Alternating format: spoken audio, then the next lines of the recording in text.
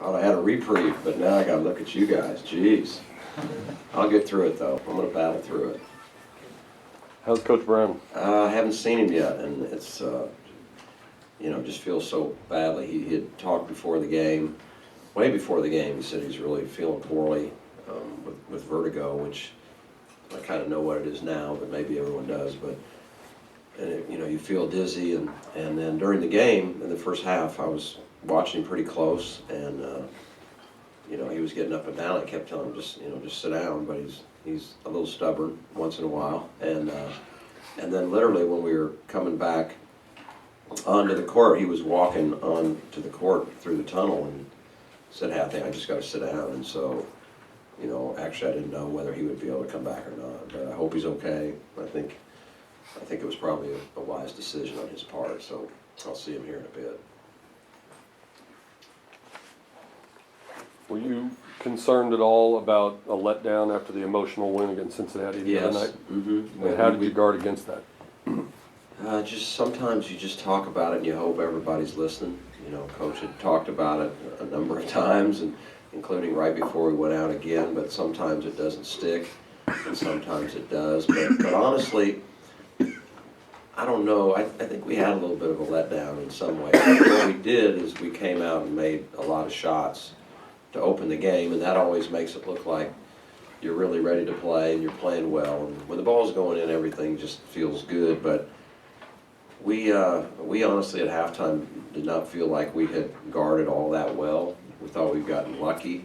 We thought they got the ball to the paint far too many times, and we just had missed some shots that they normally will hit, and it kind of proved to be true. We didn't play very well on the defensive end the whole night, and I'm not trying to be a downer, but I'm just trying to be honest. When someone comes on your floor and shoots 54% second half, you're going to have it tough. Luckily, we had a good offensive game for the most part, and were able to score points, but we fouled too much. They went to the line more than we did, and we allowed them to get a lot of easy shots. Even didn't get picked up sometimes in transition. Just simple stuff. So I don't know that we were really as sharp as we would have hoped, or that we're going to need to be when we go on the road this week for sure. Well, Tim, you did take control of the 15-0 run early on, but the end of that run was 3 threes in a matter of a minute, including the one that started as an alley-oop became a three-pointer.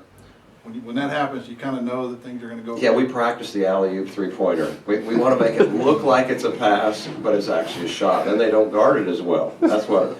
No, I don't know if we were talking. I don't know if I've ever seen that. I'm sure I have, but I don't remember. But you're right. When the ball's going in, things like that happen, and we were fortunate. But and there were a lot of good things, and some guys played very well. But it's just kind of sticking in my mind that the feeling I had in the second half is we're not on top of the defensive end, and we're fouling way too much.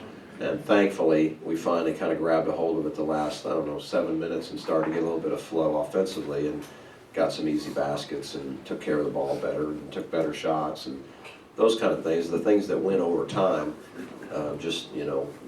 shooting does not win over time. Shooting's going to come and go, but the other things, you got to count on them. It's kind of what we built our program on, and maybe not as sharp, but not bad, not a poor night in any way. Every win's a good win. Can you talk a little bit about the rebounding ability of this team and kind of what that means about their work ethic? You get 10 from Jerry Foster. Yes, and need to say that, Jerry, anybody that gets 10 rebounds, I don't care who you are, it's a good night. And he's a 6'5" freshman that played 22 minutes, and he gets 10 boards. Terrific, and it was a big part, I thought of our game. The fact that he chased down 4 extra offensive rebounds, those kind of things are invaluable. But this team has been outstanding rebounding the ball all year, and I think it speaks, you can say some of it's athletic ability, some of it is, but everybody you play for the most part these days is very athletic. So to me rebounding is really just kind of tells about your heart and your competitiveness and your toughness, and this team has a lot of it. A lot of guys that'll go get rebounds. Obviously, Jordan has been sensational all year rebounding the ball, but as a group, we have thrown some numbers up that are just really outstanding, and I acquainted for that. It's want to, and our guys want to, and it's one of the biggest statistics in basketball. Tim, what does it say about this team, be halfway through the season, with all that you've been through, had to go through the emotions of the probation, shorthanded, and be undefeated at this point? It's a little bit surreal in a lot of ways, because we have all, the players most of all, but we've all been through so much, you know, and you could call it adversity or incredible distractions or excuses that we could make. We've somehow just each and every night to be, what is this, January 10th? Is that where we are? January 10th, and still the streak goes, and we're not talking about it. We hope that, you know, we just can stay very narrow focused, but it does. I think it has to do with the rebounding. You know, the fact that we really rebound shows that there's a real competitive fire in this group, and I don't think you could be 15-0 if you didn't have that, and it's what makes these guys a lot of fun, and makes me respect them a great deal, that they've overcome all that they have, and they're still doing what we said the first day. The only way we can turn this negative into a positive is to do something crazy special, and obviously they are really trying to do that. You face the tallest player in the league tonight in Taco Fall, and maybe the heaviest player in Justin McBride. How do you prepare for that? Is there anything you can do to simulate that in practice? No, in a word, no. I tell you what, it's really tough, and thankfully we had played against a 7'6" player before a couple of years ago when we played Irvine, and so we at least kind of had a feel.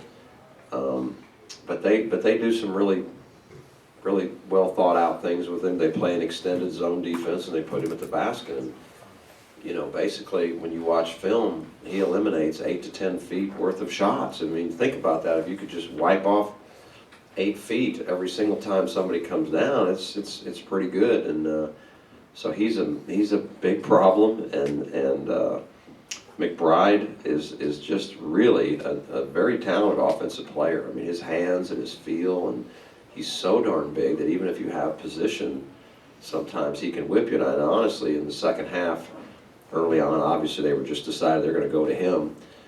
And, you know, I know my mind was spinning, thinking, hey, that we've got to find a way to counterbalance this a little bit. We tried to trap a little bit. It wasn't all that great. We definitely wanted to try to front, and we did better at that. But hard to, I mean, it's those two guys now. That's a real problem, and it's you know, it's going to stick around for a while. We got to play him again. Ben Moore finished with 23 points, a career high. Can you speak about his maturation as a player this year? Yes, he Ben is a guy that it's always great to see him have a great statistical night, because then everybody recognizes his talent. But when, from a coach's standpoint, even when a guy doesn't have a great statistical night, you look at guys, what they do, and all the little things that help you win. And he helps you win each and every night, even when he's not scoring a lot or maybe not a lot of rebound. He's a guy that's hard to take out of the game, honestly. He's really aware. He does so many darn things well. He can guard multiple positions. He understands what's going on. He's great defensively, position-wise. He's an outstanding player, and it's just great to see him do those kinds of things offensively. Hope we have more nights like that from him. Tim, this may be a tough question to answer, but does Larry need medical assistance, or is he just resting? I don't know. I'm the wrong guy to ask that, because I couldn't even really explain to you what vertigo is. But I don't think so. I think it's something that kind of comes and goes, and I think with antibiotics, treating it, because you can probably hear I've got some stuff. I think that affects it, from what I have been told. If you have congestion and sinus issues, I think it has something to do with, you know, making that worse. But I don't think so. My guess is, and my hope is that he'll be back to normal soon. Marcus Kennedy had 2 points tonight, and I think 2 against Cincinnati, and he fouled out tonight. And Coach Brown said before Cincinnati he retweaked his ankle, I guess, in practice. How limited is he? How much are you holding him out of practice? It's coming now. For a long time, he was just out of practice, you know, and so I really feel for him because you can't just walk onto a college court and just play really well. You know, you got to be in great shape. You've got to kind of have your rhythm and your feel and all those kinds of things. And ever since he got hurt, he's been not playing a heck of a lot more than he has been playing. And he's been athletically way behind what he normally is. Now he's gaining on it, and he's also gaining in practice and getting more and more reps. And I think we'll see the old Marcus one of these days. I hope it's very soon. But I know for him, think about his senior year, how frustrating it is to be playing minimal practice reps and then try to get in the game and perform at the high level that he's used to. So he is practicing a little bit more. I think it's getting better, but it's not all the way, and nor is his, you know, he's not right back to that same form and feel that he normally has. One more? I was just going to say, was there any discussion either today or before Cincinnati of sitting him out entirely? No, no. Hadn't even thought about that, I don't think, because you know, our numbers.